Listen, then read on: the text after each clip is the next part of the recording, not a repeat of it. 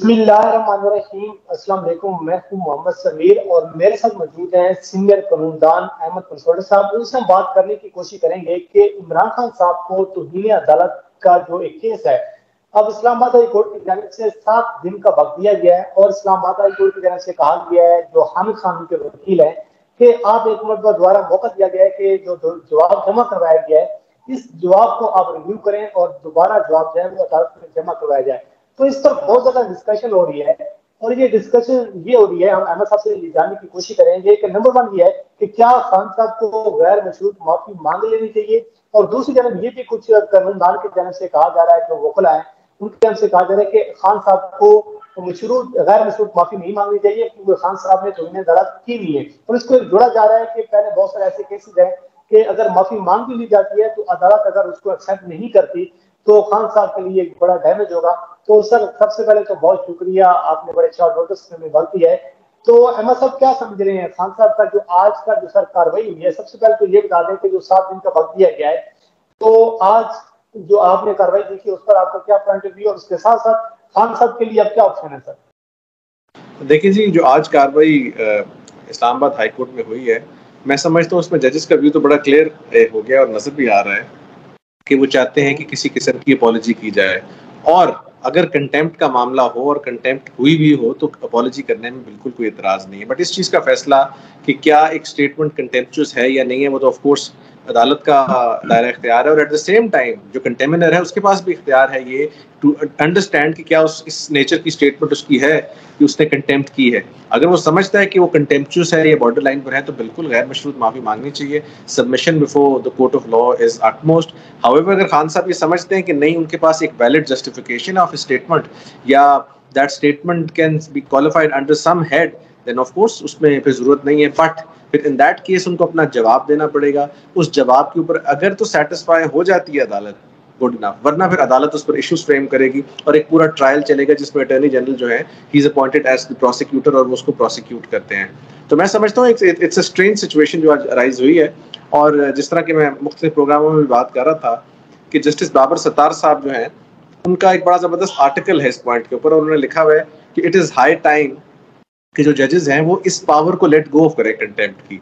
देखिए, कंटेम्प्ट की जो पावर है इसका कोई ट्रेस नहीं है इन द ओल्डर टाइम्स। अगर आप चले जाएं, let's say power of contempt, ये बड़ी एक रॉयल और एक बड़ी आई थिंक जस्टिनियन कोड की या एक वलैती कोड की जो है पावर है। अगर आप इस्लामिक जूरिस्प्रूडेंस देखें जिसमें हमारा अपना पाकिस्तान का आर्टिकल 227 और आर्टिकल 34 और 31 जो है उसके तहत बेस करते हैं कि तमाम कवानीन जो है वो इस्लाम से सब्सक्राइब करेंगे। तो इस्लाम में पावर ऑफ कंटेम्प्ट का कॉन्सेप्ट है नहीं। हाकिम से कोई भी सवाल किया जा सकता है, काजी से कुछ भी कहा जा सकता है, एज लॉन्ग एज इट वो एक सर्टन स्टैंडर्ड्स के अंदर रहे। ऑफ कोर्स जब उस स्टैंडर्ड से बाहर जाएगा तो ऑफेंस बन जाएगा, वो एक सेपरेट ऑफेंस बन जाएगा। लेकिन उस काजी, उस हुक्मरान को ये पावर नहीं दी गई कि वो खुद डिसाइड करे कि क्या ये मेरे साथ ज्यादती की गई है या गलत किया गया है या ये पावर ठीक है या नहीं ठीक। तो उस एंगल से मैं समझता हूँ कि इन द मॉडर्न टाइम्स, इस फ्रीडम ऑफ एक्सप्रेशन के दौर में, जब आपके पास हर चीज को क्रिटिसाइज करने का राइट है, हर चीज को क्रिटिसाइज कर सकते हैं, तो डिसेंट क्रिटिसिज्म जुडिशरी का भी जो है, जिसके ऊपर बेशतर मुतअद्दिद जजमेंट्स हैं कंटेम्प्ट ऑफ कोर्ट में, जिसमें ये भी जजमेंट है कि फेयर क्रिटिसिज्म जो है वो होना चाहिए। अगर किसी जजमेंट को प्रॉपरली क्रिटिसाइज किया जाए वो भी ठीक है, लेकिन इन तमाम चीज़ों के अंदर एक कॉमन फैक्टर है कि तहजीब का दायरा आप नहीं छोड़ सकते।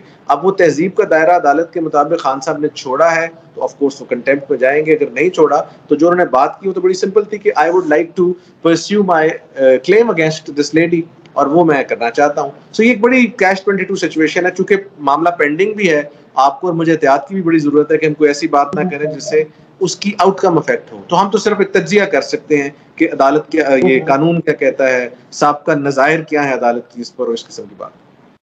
अच्छा सर, कि एक चीज आपसे जानना बड़ा जरूरी है, एक सवाल उठाया जा रहा है, आपकी जो असेसमेंट क्या है जो कानून की नजर में, क्योंकि आप बेहतर चीजों को जानते हैं, कि इमरान खान साहब के लिए कहीं ना कहीं पर कोई खतरा मौजूद है इस सारी सिचुएशन में? जो एक माहौल बन गया है कि हालांकि इमरान खान साहब अगर माफी मांग भी लेते हैं तो ये कुछ लोगों की जानब से कहा जा रहा है, वकला की जानब से, कि इमरान खान साहब उस जुर्म का एतराफ कर लेंगे कि जी ये मैंने जुर्म किया है। तो वो उस जुमरे में यह है कि इमरान खान की जो माफी है वो रिजेक्ट भी हो सकती है, तो लिहाजा इमरान खान साहब को जो है गैर मशरूत माफी की जानब नहीं जाना चाहिए। तो आप क्या सजेस्ट करते हैं सर? मेरा ख्याल है जी इमरान खान साहब माफी मांगे या ना मांगे, मैं इस कंटेम्प्ट की पावर को ज्यादा एक्सरसाइज होता हुआ नहीं देख रहा, और मैं समझता हूँ कि ये इस हद तक एक्सरसाइज नहीं होगी कि मामला सजा पे चला जाए। उससे पहले अदालत भी रिस्ट्रेंट एक्सरसाइज करेगी, और इंशाल्लाह आई एम वेरी होपफुल कि खान साहब भी उसका कोई ना कोई प्लॉजिबल हल निकाल के अनकंडीशनल अपॉलजी की तरफ या समथिंग नियर टू दैट, या कोई अपनी एक्सप्लेनेशन अच्छी देंगे। अतर मनीला साहब के होते हुए मैं एक्सपेक्ट नहीं करता क्योंकि वो बिलीव नहीं करते बैनिंग में। The other day I was in court, जब वो पेश हुए तो उन्होंने बड़ी खूबसूरत बात की। हम पेमरा के ऑर्डर को चैलेंज करने गए थे, जो खान साहब की स्पीच, लाइव स्पीच को रोका गया, तो उसमें उन्होंने कहा मैं बैनिंग में बिलीव ही नहीं करता, हर शख्स को बात करने का इख्तियार होना चाहिए, हर शख्स को राइट होना चाहिए। बल्कि उन्होंने इस हद तक कहा कि अगर ये बातें मेरे बारे में की गई होती तो मैं शायद इनको बॉदर भी ना करता, लेकिन चूंकि मेरी मातहत अदालत के बारे में ये बातें हुई हैं और मैं उनका प्रोटेक्टर हूं और मैं इधर बैठा हूं, तो I have to take it up. So उनकी बातों से तासुर ये मिल रहा था कि मैं ये इजाजत नहीं दूंगा कि कोई मेरी मातहत अदालत, जो कि ऑलरेडी बड़े शैम्बल्स में है और बड़े अजीब सिस्टम्स में वर्क कर रही है, कि उनको टारगेट किया जाए। एट द सेम टाइम साथ साथ उन्होंने ये बात भी की कि मैं फ्रीडम ऑफ एक्सप्रेशन में बिलीव करता हूँ, तनकीद में बिलीव करता हूँ, रेफर्मेशन में बिलीव करता हूँ, चीज़ों को बेहतर करने में बिलीव करता हूँ। सो ये समवेयर इन बिटवीन है, जिसमें मैं नहीं समझता कि अतर मनीला साहब जो है वो इस इतना आगे जाएंगे। बल्कि उन्होंने तो यहाँ तक कमेंट दिया कि मैंने नवाज शरीफ साहब का जिक्र किया कि उनकी तकरीर चल रही थी, वो तो बैंड है, उन्होंने कहा सबकी चलनी चाहिए, मैं किसी की तकरीर, किसी की बात, किसी के होंठ, किसी की कुछ भी सल्ब करने के हक में नहीं हूं। And I think that's the way forward, that's what a progressive जज मींस, कि एक प्रोग्रेसिव जज जो है उससे एक्सपेक्ट भी यही किया जा सकता है कि वो हर चीज की इजाजत हो, जिसको कहते हैं बोल के लब आजाद है तेरे, तो आपको इजाजत होनी चाहिए to say whatever you want. Yes, Aahista Aahista society में रेफॉर्मेशन आती है, चीजें बेहतर हो जाती हैं और इंसान उस स्टेज पर चला जाता है जाके उसको ये आइडिया हो जाता है कि चीजें मुनासिब कौन सी हैं, क्या बोलना है, किस जगह बोलना है, किस हद तक बोलना है, हदूद का तयन हो जाता है। दो चीजें बस मैंने छोटी छोटी आपसे आखिर पर जानने की, कहीं जाना भी है। तो आज जो जवाब जमा करवाया गया है हामिद खान साहब की जानिब से, आपको लगता है, क्योंकि इमरान खान साहब तो उसमें ऑलरेडी कह चुके हैं कि अगर ये अल्फाज नामनासिब थे तो मैं ये वापस लेने को तैयार हूँ, तो क्या अदालत स्ट्रेट फॉरवर्ड ये चाह रही है कि वो गैर मशरूत माफी जो है उसमें मेंशन किया जाए कि जी मैं माफी मांगता हूँ अपने अल्फाज की। आज भी जज ने अपना अतर मिर्जा साहब ने कहा है कि ये जो जवाब जमा करवाया गया इस बात की तो हम आप लोगों से नहीं कर रहे थे।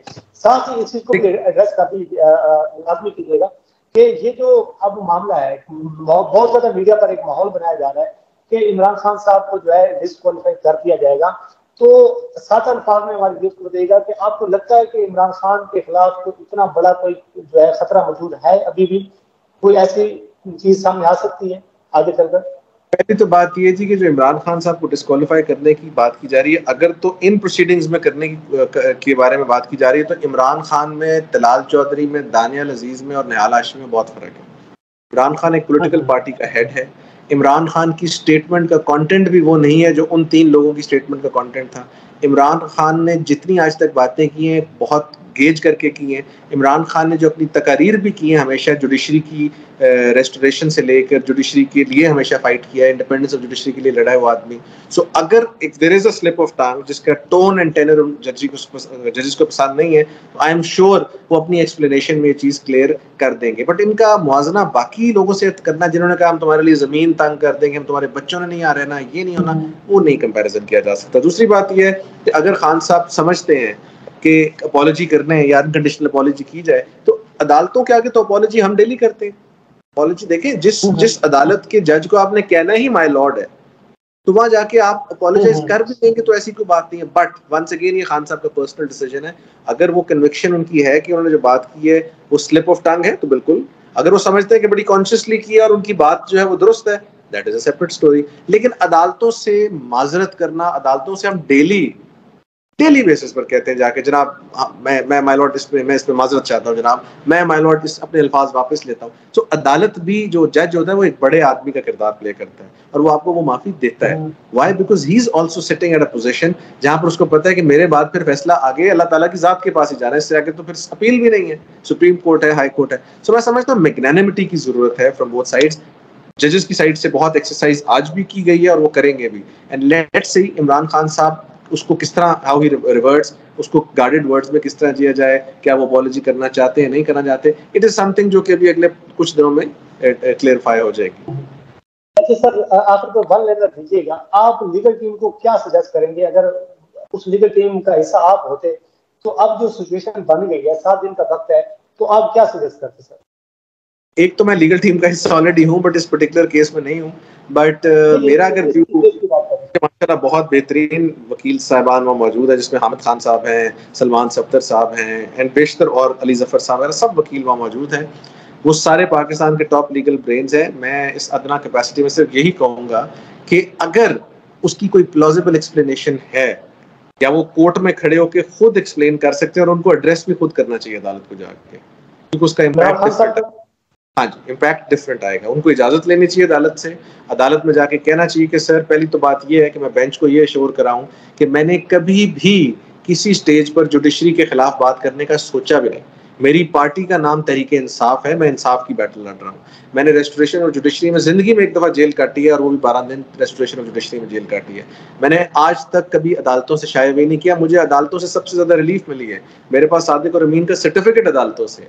तो ये एक्सपेक्ट करना कि मैं किसी अदालत को थ्रेटन करूंगा, गलत है। साथ साथ मैं ये जरूर एक्सप्लेन करना चाहता हूं कि मेरा चीफ ऑफ स्टाफ था, वो उसको टॉर्चर किया गया, और मेरे दिल पर एक बड़ी वो चीज गिरा गुजरी कि मैजिस्ट्रेट साहिबा ने उनका बयान ले लिया, जिसको हो सकता है मैंने एक्सप्लेन करते हुए जज्बात का मुजाहरा किया, लेकिन वहां पर भी मेरा मकसद था कि मैं कानूनी कार्रवाई करना चाहता हूँ। मैंने वहां ये नहीं कहा कि मैं तुम्हें उठा के ले जाऊंगा, ये करूंगा या वो करूंगा, जिस तरह बाकी लोग कहते हैं। अब उस कहने में मेरी टोन और टेनर में अगर ऊपर नीचे है, तो बिल्कुल I take my words back, और मैं अपोलोजाइज भी करता हूं अगर आप समझते हैं। बट ये मैं बिल्कुल नहीं चाहता कि मेरा ये इंप्रेशन यहाँ पर है कि ये बात मैंने दीदा दानिस्ता तौर पर अदालत को रिडिक्यूल करने के लिए की है। ये मैंने इसलिए नहीं की। सो आई थिंक इस बात पर बात खत्म हो जानी चाहिए, और अगर नहीं होती तो फिर ऑफ कोर्स उसकी स्ट्रेटेजी नंबर 2 होगी। सो फार तो मैं यही कहूंगा। Sir thank you so much, आपने बड़े जबरदस्त अंदाज में हमारे नाज़रीन को, और जो आपने एक लीगल आपकी जो राय थी, बड़ी जबरदस्त बात की है, जो हर पाकिस्तानी के दिल की आवाज है, जो आपके आखिरी अल्फाज थे, ये आपने बड़े जबरदस्त किए हैं सर। आपको पीछे भी इस पे करना चाहिए कि खान साहब को खुद एड्रेस करना चाहिए, ताकि खान साहब वाज़ेह और क्लियर अंदाज में जल्दी के सामने जो है वो चीजें रख सकें कि मेरे कहने का मकसद क्या था, मैंने किस वजह से ये बात की है। तो sir again thank you so much, आपने हमें कंसीडर किया, आपने कहीं जाना था तो आपने हमारी रिक्वेस्ट को एक्सेप्ट किया है, तो thank you so much sir.